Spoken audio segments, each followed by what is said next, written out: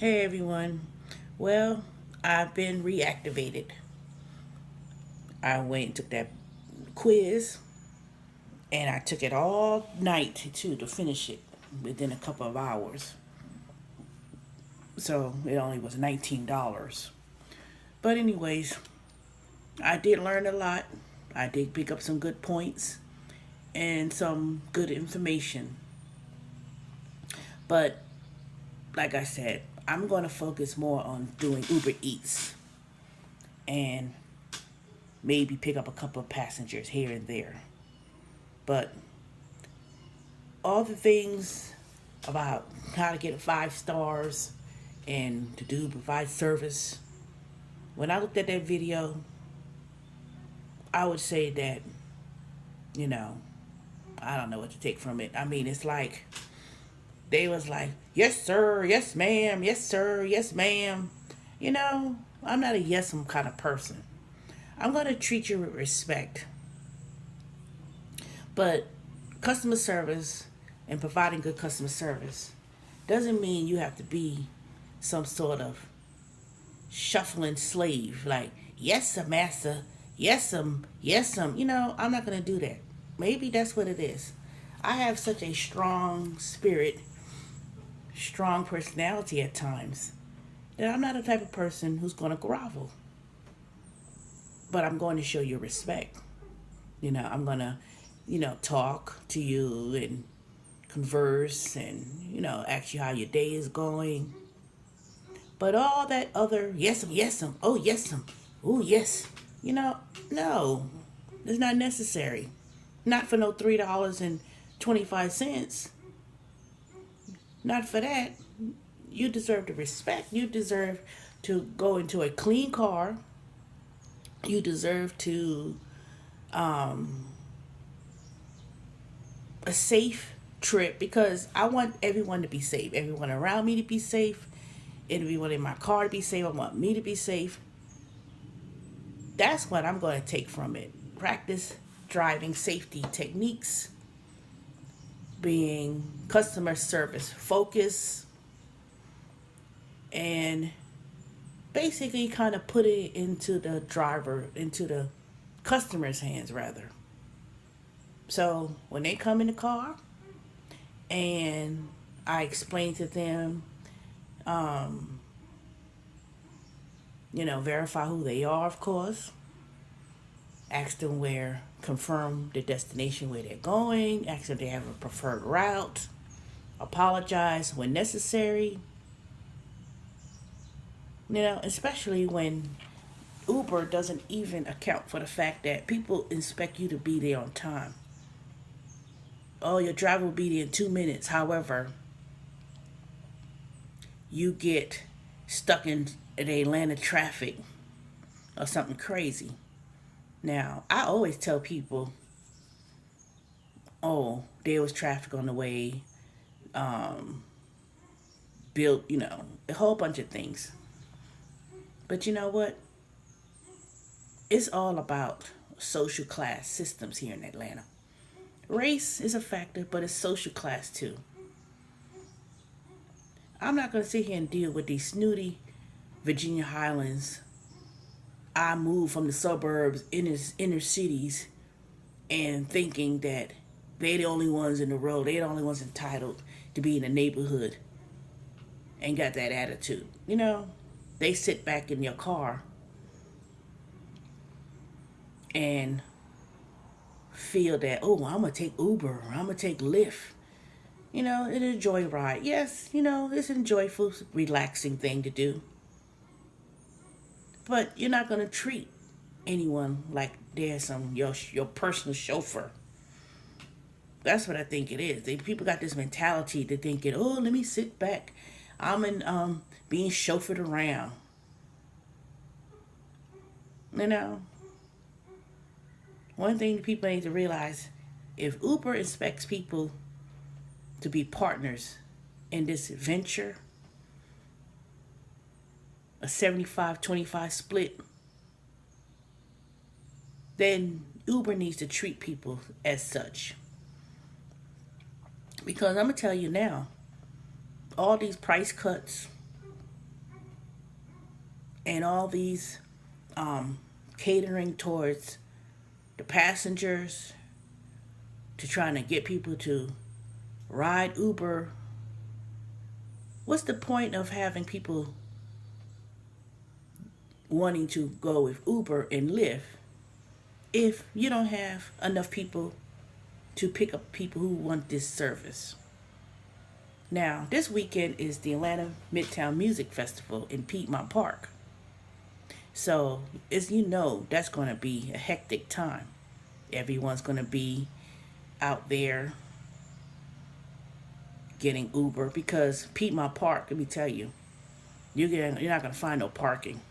Those residential neighborhoods, people are going to be parked alongside the street. And the ones who really benefits Piedmont Park is the one who lives in the neighborhood. They're going to be $30, $40, $50 worth of parking fees. They're going to be, off the chain with that parking. But why pay that amount of parking when you could just take Uber?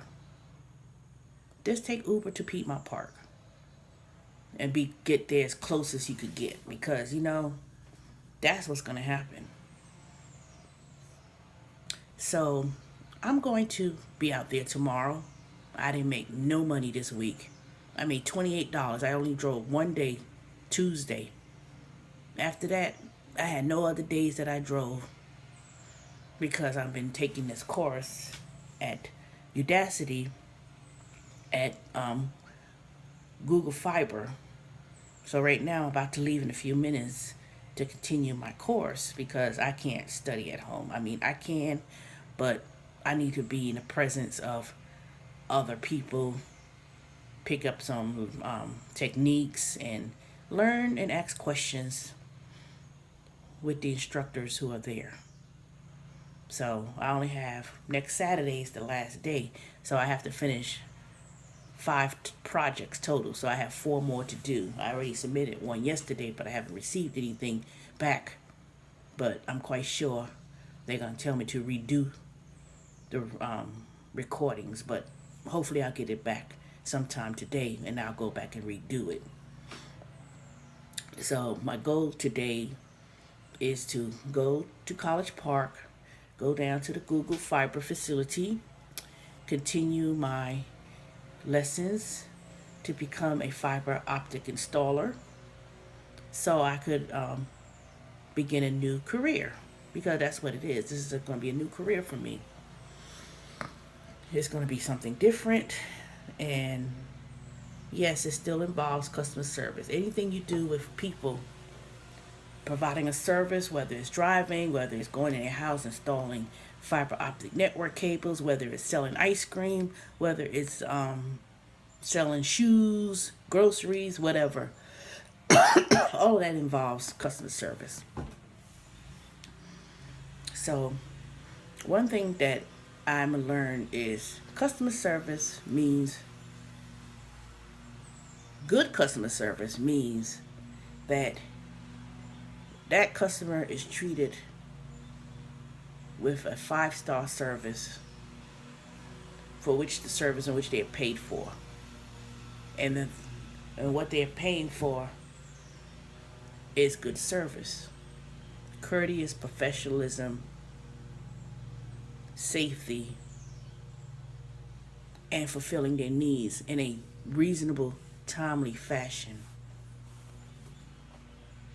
And also, customer service involves problem solving a problem for a customer.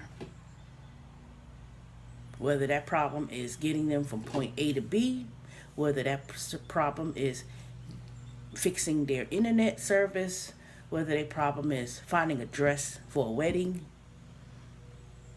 you're the one to come and consult via consultation, doing consultations, and providing the service and fulfilling their needs and services in a professional, courteous manner. That's what customer service is.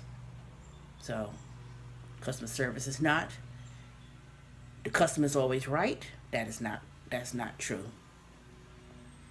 Customer service is not being a slave to someone's needs, and customer service is surely not lowering your self-esteem and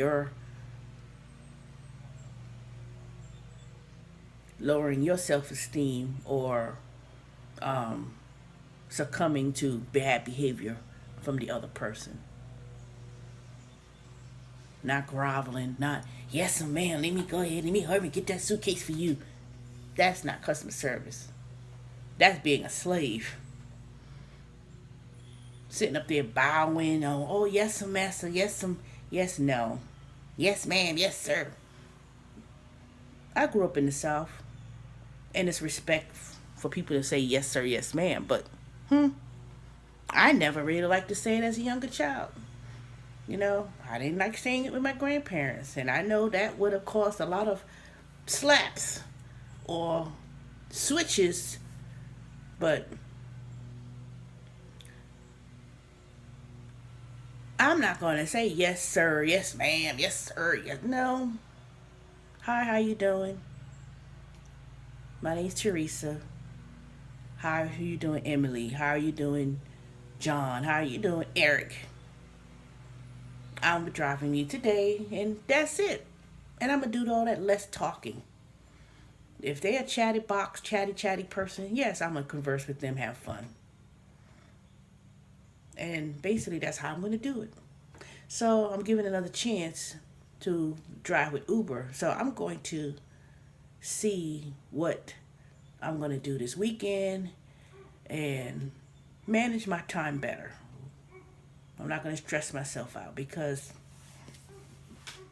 you're in control of your own destiny and business. And that's what I'm going to do.